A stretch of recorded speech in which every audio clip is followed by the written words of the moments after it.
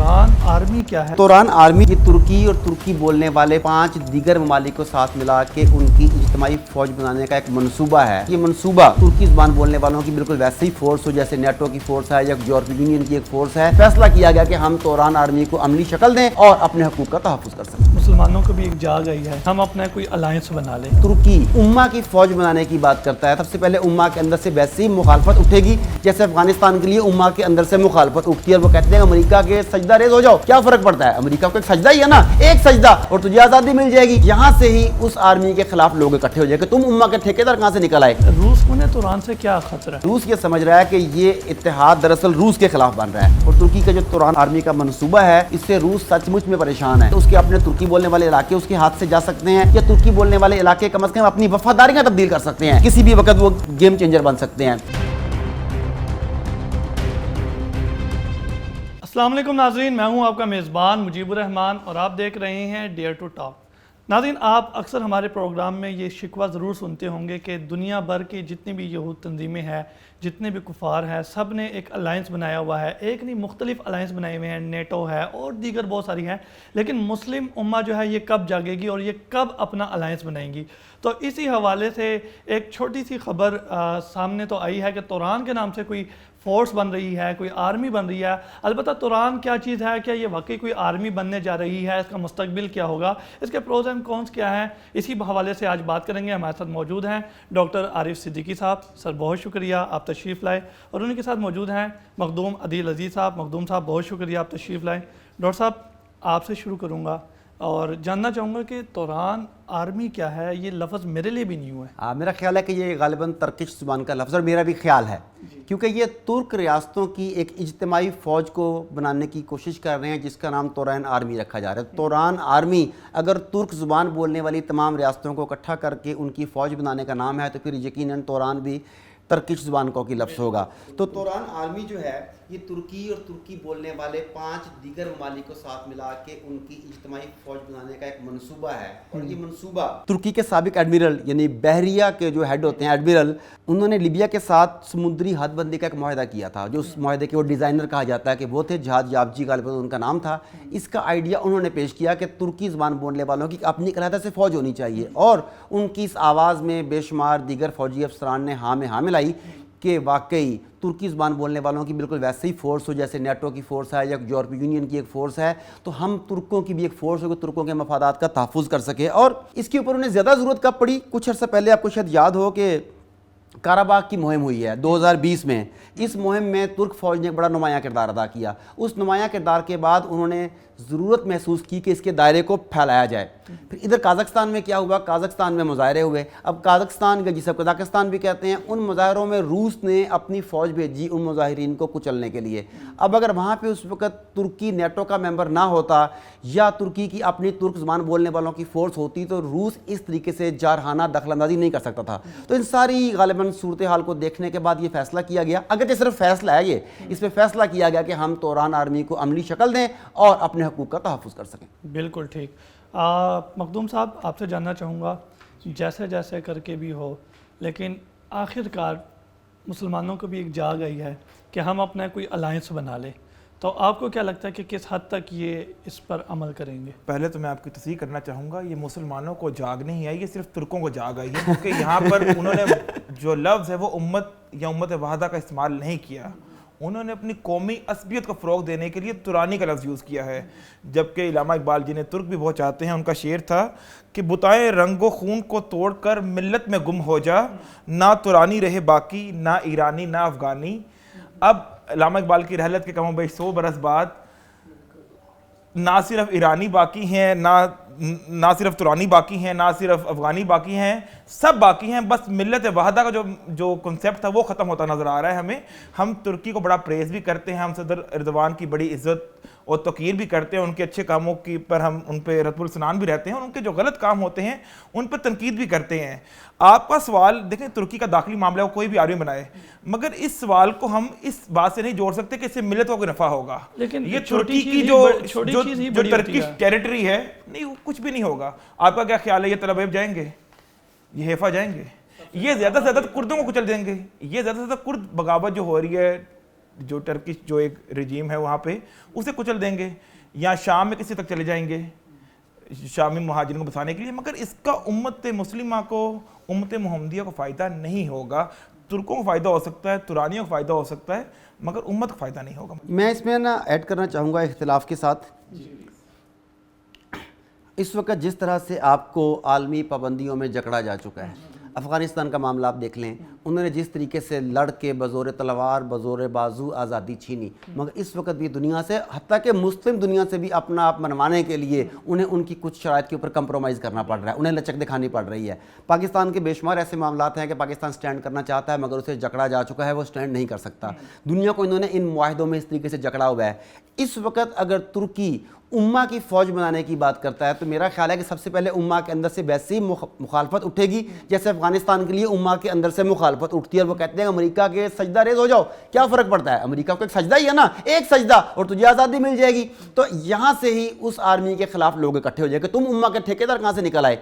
اس نے غالباً توران آرمی اس لیے بنائی کہ وہ ترک آرمی بھی نہیں، خالی ترکی کی، ترک زبان بولنے والے، اس میں 5 ممالک شامل ہیں اور 7 مزید ممالک کی شمولیت متوقع ہے اس میں. تو پہلی بات تو یہ اس نے ترکی زبان بولنے والے ساروں کو اکٹھا کیا، یہ ہے پہلا سٹیپ. اس کے بعد آپ نے پوچھا کہ وہ تل ابیب جائے گی کہ نہیں، بیت المقدس جائے گی کہ نہیں. تو کیا فریڈم فوٹیلا پہلے بھی گیا تھا کہ نہیں گیا تھا؟ اور اس کے علاوہ کون سا جہاز گیا تھا؟ صرف ایک ہی گیا تھا جو ترکی کی طرف سے گیا تھا، اور کوئی جہاز نہیں گیا تھا. تو میرا خیال ہے اسے پہلا سٹیپ سمجھنا چاہیے. اوپر سے 2023 بھی قریب آ رہا ہے، ہم اس پہ کئی پروگرام کر چکے ہیں کہ کیا کیا پاسبلٹیز ہیں اور کیا کیا ہو سکتا ہے اور کیا کیا نہیں ہو سکتا. اوور ایگزیجریشن بھی بہت زیادہ ہے. اب یکدم اگر وہ کہہ دے کہ یوں ہو گیا تو کچھ بھی نہیں ہوگا. شطرنج کی بساط میں چھوٹے چھوٹے پیادے آگے بڑھا کے شہ ماتی جاتی ہے. توران آرمی بیسیکلی اگر انیشلی صرف ترکی زبان بولنے والوں کا اجتماع ہو جائے، اس کے بعد اگلے سٹیپ پہ ان کے قریبی علاقے شامل ہوتے جائیں، پھر اگلے 5 سال کے بعد کچھ اور دیکھیں. اس سے آپ کو لارجر پکچر کی شکل میں دیکھنا ہوگا، لارجر کینوس پہ دیکھنا ہوگا.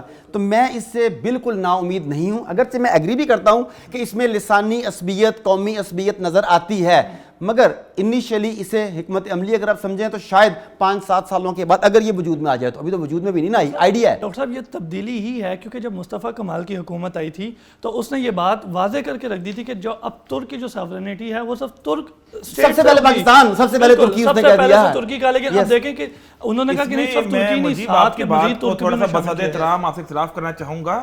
اگر اس نے ٹرکش ٹیریٹری یا ترکی ریاست کی بات کی ہوتی تو کبھی بھی قبرص میں فوج نہ بھیجتے. 1974 میں گریس اور ترکی کے درمیان وار ہوئی تھی قبرص میں، اور ابھی بھی ایسٹرن پارٹ جو سائپرس ہے ان کے ڈاکومنٹس کا حصہ ایگزیکٹلی. مگر وہ ایک الفاظ بیان دے دینا اور بات ہوتی ہے، امپلیمنٹیشن. یہ جو بیان ہے یہ بھی اس بات کی تائید کرتا ہے کہ جیسے ڈاکٹر صاحب نے کہا کہ قومی عصبیت، میں یہاں پہ ترکش قوم کی بات نہیں کر رہا، قوم بنتی ہے زبان سے. اگر ملت کے علاوہ بات کریں ہم، جو دنیا میں ایک پرسپیکٹیو ہے جنرل، قوم بنتی ہے زبان سے. تو جتنے بھی ترانی ہیں، جتنے بھی آذری ہیں جنہیں وہ بھی ٹرکش کہلاتے ہیں، تو انہوں نے سب کو اس میں شامل کیا ہے. میرا اس میں سٹانس یہ ہے کہ جیسے آج کوئی پنجابی آرمی بن جائے، یا کوئی ہم کہتے ہیں کہ انیشلی ہم پنجابی آرمی بنا رہے ہیں، کل کوئی چیز ہم غزوہ ہند کر لیں گے، 12 کروڑ پنجابی ہیں، آرام سے غزوہ ہند ہو جائے گا، سرحدیں ساتھ ساتھ ہیں.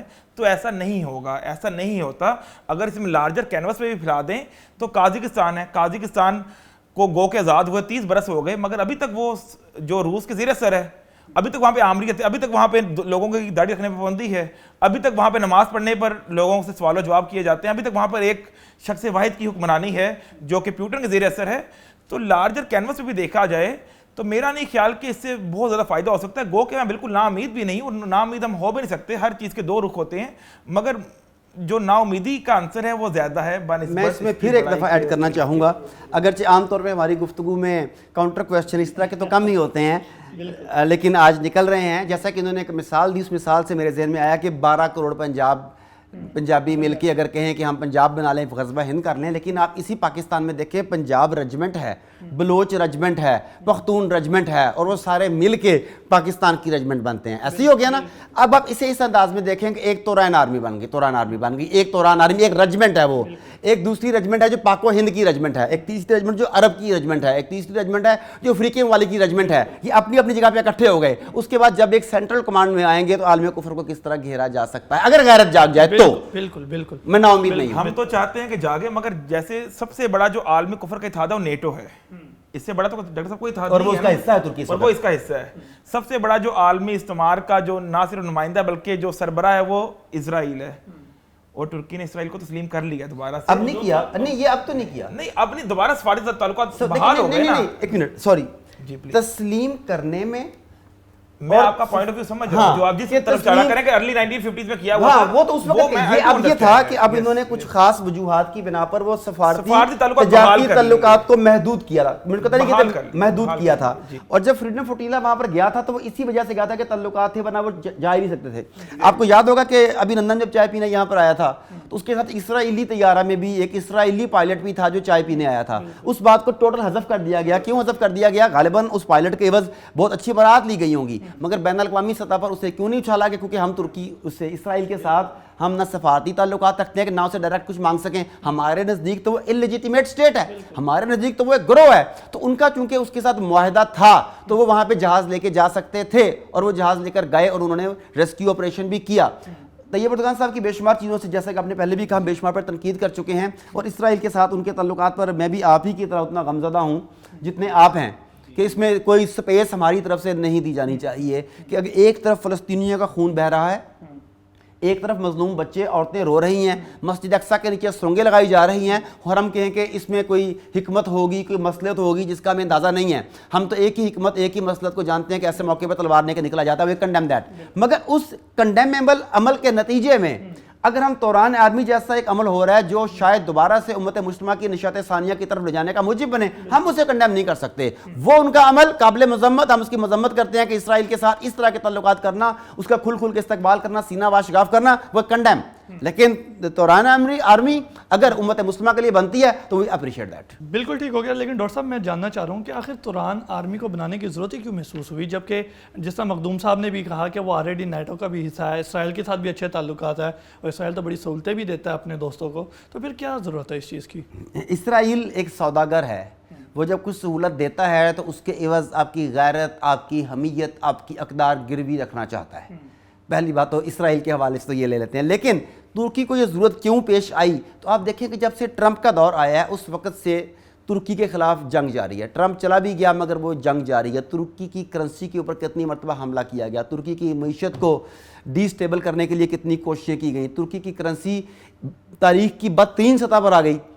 اس کے بعد بطور قوم ترکی نے اپنے صدر کا ساتھ دیا, انہوں نے دوبارہ سے سٹیبل کر لیا. لیکن ہوا کیا؟ یہ تو حملہ ہوا.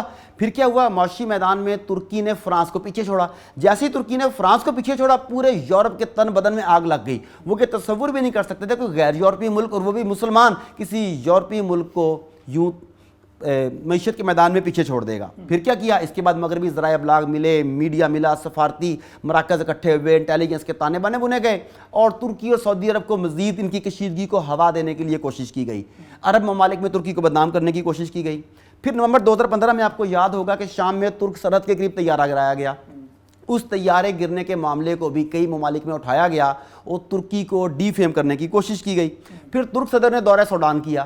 دورہ سوڈان کو عرب ممالک میں ترکی کے خلاف نفرت پھیلانے کے لیے استعمال کیا گیا. ترکی کے قطر کے ساتھ تعلقات اور لیبیا کے ساتھ معاہدوں پر اور سمندری حد بندی پر اعتراضات اٹھائے گئے تاکہ عرب ممالک کسی بھی طرح ترکی کے قریب نہ ہو جائیں. دیکھیں اگر عرب ممالک اور ترکی یہ دونوں ایک دوسرے کے قریب ہو جاتے ہیں, ایک قدرتی وسائل تیل سے مالا مال ہے, دوسرا ویژن میں, اسلحے میں, جوش اور جذبے میں بہت زبردست ہے, کہ دونوں اکٹھا ہو جائیں تو امت کے لیے بہت کام ہو سکتا ہے. انہوں نے اسے لڑانے کے لیے کوشش کیا گیا. اسے انہوں نے عرب ممالک میں ترکی کی مداخلت قرار دے دیا کہ جی آپ قطر کے ساتھ تعلقات کر رہے ہو تو لیبیا میں جا رہے ہو. لیکن اسی وقت ایک فرانس نے ایک عرب ملک کے ساتھ ساحل سمندر پر اسلامی ممالک پر اپنی فورسز تعینات کر دی. یعنی اگر ترکی یہ معاملہ کرے قطر کے ساتھ یا لیبیا کے ساتھ تو یہ عربوں میں مداخلت ہے, لیکن اگر فرانسی والا معاملہ کرے تو وہ قابل قبول ہے. یہ سارے کے سارے معاملات اصل میں عالم اسلام میں رخنہ ڈالنے, ایک دلوں میں قدورتیں پیدا کرنے اور ان حکمرانوں کو آپس میں لڑوانے کی سازش تھی. اور نیٹو کسی بھی موقع پر, آپ نے نیٹو کا بھی نام لیا, نیٹو کسی بھی موقع پر ترکی کے کام نہیں آیا. نیٹو کیا اور ترکی کا نظریہ بالکل ایک دوسرے کے اپوزٹ چل رہا ہے. کچھ معاہدے اب باحالت مجبوری کرتے ہیں, آپ اس میں پھنسے ہوتے ہیں. غالباً اس معاہدے میں پھنسا ہوا ہے, اگر وہ اس معاہدے میں ایکٹیو ہوتا تو پھر جب ترکی کو مسئلہ پڑتا ہے تو اس وقت نیٹو اس کی مدد کو کیوں نہیں آتا؟ نیٹو کبھی اس کی مدد کے لیے نہیں آیا, انہوں نے اپنا اسلحہ تک روک دیا تھا. یہ ہوا نا سارا کچھ. تو ایسے معاملے میں اسے اپنی سروائیول کے لیے اپنے پیروں پر کھڑا ہونا پڑا. اور میں سمجھتا ہوں کہ نیٹو کا طیب اردگان کا ساتھ نہ دینا یہ بہت اہم ٹرننگ پوائنٹ تھا جس نے اسے اپنے پیروں پر کھڑا ہونے ان سے منہ موڑنے پر مجبور کیا، اور میں اسے گڈ سائن سمجھتا ہوں۔ بالکل ٹھیک ڈاکٹر صاحب۔ مخدوم صاحب آپ سے جاننا چاہوں گا، اگرچہ کہ آپ نے کھل کے پہلے ہی مخالفت کر دی ہے، لیکن جس طرح ترکی کی عظمت ایک دفعہ انہوں نے کھوئی اور اب اسے دوبارہ پانے کے لیے وہ کوششیں کر رہے ہیں، تو اگر توران آرمی بن جاتی ہے تو یہ اس میں کیا ہے؟ فرض کر لیا جائے، فرض کر لیں۔ دیکھیں مجیب، میں نے اس کی مخالفت نہیں کی، میں نے صرف اپنا یہ سٹانس دیا تھا کہ امت مسلمہ کا نام اس میں نہیں ہے۔ یہ ہاں اعتراض میرا اس کی بننے پہ نہیں تھا، محدود دائرہ کار پہ، اس کے اختیارات پہ تھا کہ اس میں محض ایک عصبیت کی بو آ رہی تھی، اس میں ایک قومی عصبیت جسے کہتے ہیں اس کا احساس اجاگر تھا، اسلام کا ذکر نہیں تھا، مگر اس کی افادیت سے میں نے انکار نہیں کیا، اس کے بننے میں میں نے اعتراض نہیں کیا۔ ٹرکی جیسے ڈاکٹر صاحب نے بڑی وضاحت سے بتایا آپ کو کہ پچھلے 8-10 سال میں ہمیں تو یہاں پہ بیٹھ کے باتیں بڑی آسان لگتی ہیں، اور ہمارے جو خاص کر علماء حضرات ہیں وہ تو کہتے ہیں بس پلک جھپکی اور خلافت آ گئی 2023 میں، مگر رجب طیب اردگان کو جن مشکلات کا سامنا ہے، باخودہ 21ویں صدی کی دوسری یا تیسری دہائی میں کسی امت مسلمہ کے حکمران کو اتنی سخت مشکلات کا سامنا نہیں کرنا پڑا۔ نہ صرف ان کو قتل کرانے کی 12 سازشیں ہوئی خفیہ، بلکہ ان کا تختہ الٹ دیا گیا تھا، آپ کو یاد ہوگا 2016 میں، اور جو تختہ الٹنے والے تھے، جو ان کا جو مذہبی قیادت تھی، نام نہاد جو مذہبی قیادت ہے، وہ کہاں بیٹھی ہوئی ہے؟ یورپی ممالک میں، امریکہ میں بیٹھی ہوئی ہے ساری قیادت، اور وہ باقاعدہ ذمہ دار تھے۔ کئی سو شہری، سینکڑوں شہریوں نے جان دے کے اپنی جو ٹرکش ڈیموکریسی تھی یا ٹرکش کی جو اسلامک پرسپیکٹیو یا اسلامک چہرہ تھا اسے بچایا تھا۔ پھر آپ دیکھیں کہ انہوں نے روس سے الجھانا چاہا، طیارہ گرایا جو ڈاکٹر صاحب نے بتایا، پھر جہاں جہاں ترکی نے مداخلت کی وہاں نیٹو اس کے مقابل آ گئی، حالانکہ نیٹو کا ممبر تھا اور نیٹو کا فرض بنتا تھا کہ اپنے ہر ممبر کو انڈورس کرے، اس کی مدد کرے، مگر نیٹو نے اسلحہ بھی روک دیا، سازشیں بھی کی۔ رجب طیب اردگان کے خلاف جو پوری کمپین تھی وہ فرانس سے چلی، فرانس سے اپریٹ ہوئی۔ تو ایسے حالات میں ٹرکش قوم کا سروائیول کیا تھا؟ ایسے حالات میں جب امت مسلمہ سے بنو کوئی خیر کی توقع نہ ہو خاص کر، تو پھر وہ اپنے ارد گرد لوگوں کو جمع کریں گے جو ایک زبان بولنے والے ہیں، جو خود کو ایک قوم کہلاتے ہیں، جو ترانی قوم ہے۔ اب آپ نے دیکھا اس کا امپیکٹ کیا پڑا آذربائیجان میں۔ پہلی بار ایسا ہوا کہ آرمینیا کی فوج کو نہ کچھ چنے چپا دی، اور اس میں جو بنیادی کردار ادا کیا تھا وہ ٹرکش ڈرونز نے کیا تھا جی، وہ گیم چینجر ثابت ہوئے تھے۔ تو مطلب صرف یہ تھا میرا کہنے کا کہ اس سے اگر ہم، کیونکہ ہماری ایک عادت ہے نا، قومی مزاج ہے، فوراً ہی خلافت سے نیچے بات نہیں کرتے ہیں ہم، یا فوراً ہی رد کر دیتے ہیں یا فوراً ہی سر پہ بٹھا دیتے ہیں۔ مسلمان چھوٹا سوچتا نہیں ہے، مسلمانوں کی سوچ بہت بڑی ہے۔ مقصد یہ تھا صرف کہنے کا مجیب کہ فی الوقت اسے ہم اسلامک پرسپیکٹیو میں نہیں دیکھ سکتے، مگر ٹرکش کی نیشنل جو ان کی پولیٹکس ہے اور جو قومی سلامتی ہے اس میں یقیناً یہ کردار ادا کرے گی۔ اور ابھی تک گو کہ اس کا اعلان نہیں ہوا، مگر میں دیکھ رہا تھا کہ اس کے نام سے ضروری تو نہیں ہے کہ ہر چیز کا اعلان ہی ہو، کئی بار کام شروع ہو جاتا ہے، اعلان نہیں کیا جاتا۔ تو شام میں بھی کچھ گروپ ایکٹیو تھے اور لیبیا میں بھی کچھ گروپ ایکٹیو تھے، تو یہ گروپ ایکٹیو ہو گئے ہیں، جنہیں ہم سلیپر سیل کہہ لیں یا خفیہ سیل کہہ لیں یا ان نیمڈ آرمی کہہ لیں، تو یہ ایکٹیو ہو گئے ہیں، کام انہوں نے شروع کر دیا ہے۔ ڈاکٹر صاحب اس میں ہم نے کئی ممالک کے حوالے سے بات کی کہ انہیں بڑا اس چیز سے مسئلہ ہوا، تو اس میں روس کے حوالے سے بھی جاننا چاہوں گا کہ آخر انہیں توران سے کیا خطرہ ہے؟ ہاں جی، بڑا امپورٹنٹ سوال ہے۔ ایک بات تو یہ سمجھیے کہ روس میں بھی کچھ علاقے ایسے ہیں جہاں ترکی زبان بولی جاتی ہے۔ اب روس کو یہ پرابلم ہے کہ اگر یہ سارے کے سارے ایک زبان بولنے والے اکٹھے ہو گئے تو ترکی کے اندر مداخلت شروع ہونے کے امکانات ہیں۔ دس از ون پوائنٹ۔ دوسری طرف ہاں، روس کے اندر بھی ترکی زبان بولنے والے ہیں کچھ۔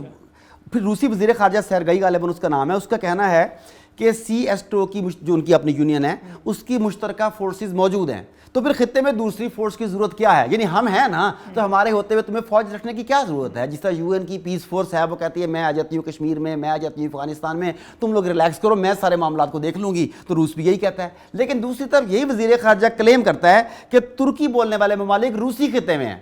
اس کا مطلب ہے کہ وہ تمام ترکی بولنے والے ممالک پہ روس اپنا کنٹرول بھی چاہتا ہے۔ یہ وہی جو نیو ورلڈ آرڈر کے بعد، جوش ورلڈ آرڈر کے بعد اب دنیا دوبارہ سے چینج ہو رہی ہے، امریکہ کی شکست کے بعد اب سارے ممالک اپنا اپنا پاور گیم میں حصہ ڈال رہے ہیں، تو روس بھی یہ چاہتا ہے کہ کسی بھی طرح سے ترک ممالک یا ترکی زبان بولنے والے ممالک روس کی چھتری سے باہر نہ نکل آئیں۔ اگر یہ آرمی بن جاتی ہے تو وہ اپنے دفاع میں انڈیپینڈنٹ ہو جائیں گے، پھر انہیں روس کی چھتری کی ضرورت نہیں رہے گی۔ اسی وجہ سے روس یہ سمجھ رہا ہے کہ یہ اتحاد دراصل روس کے خلاف بن رہا ہے، اور ترکی کا جو توران آرمی کا منصوبہ ہے اس سے روس سچ مچ میں پریشان ہے، کیونکہ اس کے اپنے ترکی بولنے والے علاقے اس کے ہاتھ سے جا سکتے ہیں، یا ترکی بولنے والے علاقے کم از کم اپنی وفاداریاں تبدیل کر سکتے ہیں اور کسی بھی وقت وہ گیم چینجر بن سکتے ہیں۔